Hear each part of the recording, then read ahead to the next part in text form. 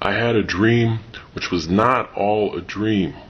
The bright sun was extinguished, and the stars did wander darkling in the eternal space, rayless and pathless, and the icy earth swung blind and blackening in the moonless air.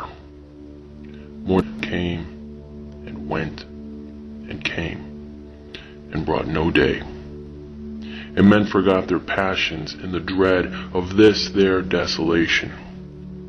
And all hearts were chilled into a selfish prayer for light. And they did live by watchfires, and the thrones, the palaces of crowned kings, the huts, the habitations of all things which dwell were burnt for beacons. Cities were consumed, and men were gathered round their blazing homes to look once more into each other's face. Happy were those who dwelt within the eye of the volcanoes and their mountain torch. A fearful hope was all the world contained. Forests were set on fire, but hour by hour they fell and faded, and the crackling trunks extinguished with a crash, and all was black. The brows of men by the despairing light wore an unearthly aspect, as by fits the flashes fell upon them. Some lay down and hid their eyes and wept, and some did rest their chins upon their clenched hands and smiled.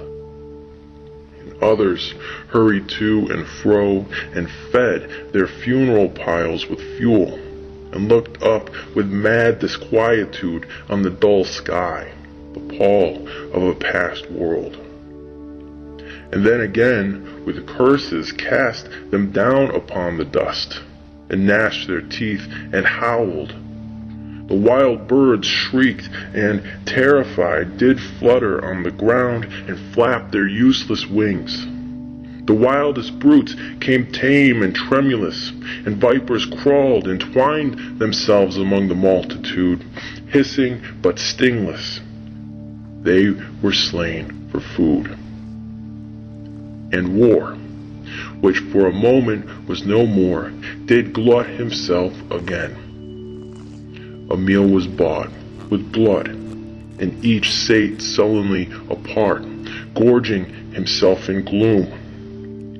No love was left. All earth was but one thought, and that was death, immediate and inglorious. And the pang of famine fed upon all entrails. Men died, and their bones were tombless as their flesh. The meager by the meager were devoured. Even dogs assailed their masters, all save one, and he was faithful to a course, and kept the birds and beasts and famished men at bay till hunger clung them, or the dropping dead lured their lank jaws. Himself sought out no food, but with a piteous and perpetual moan, and a quick desolate cry, licking the hand which answered not with a caress, he died. The crowd was famished by degrees, but two of an enormous city did survive, and they were enemies. They met beside the dying embers of an altar place, where had been heaped a mass of holy things for an unholy usage.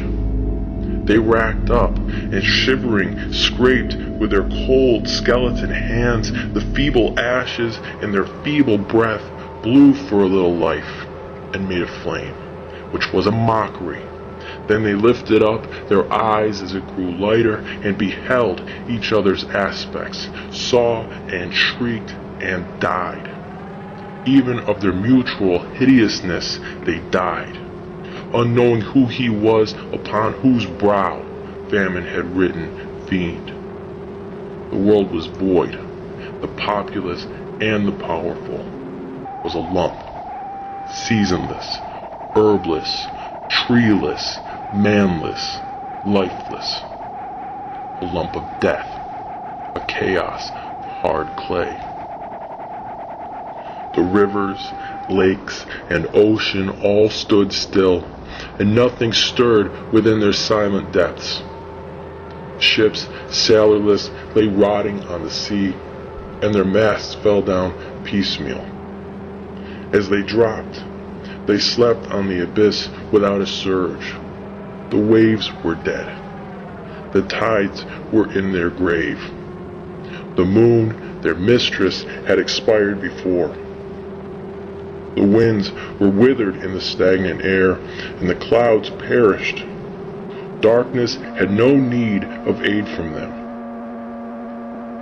She was the universe.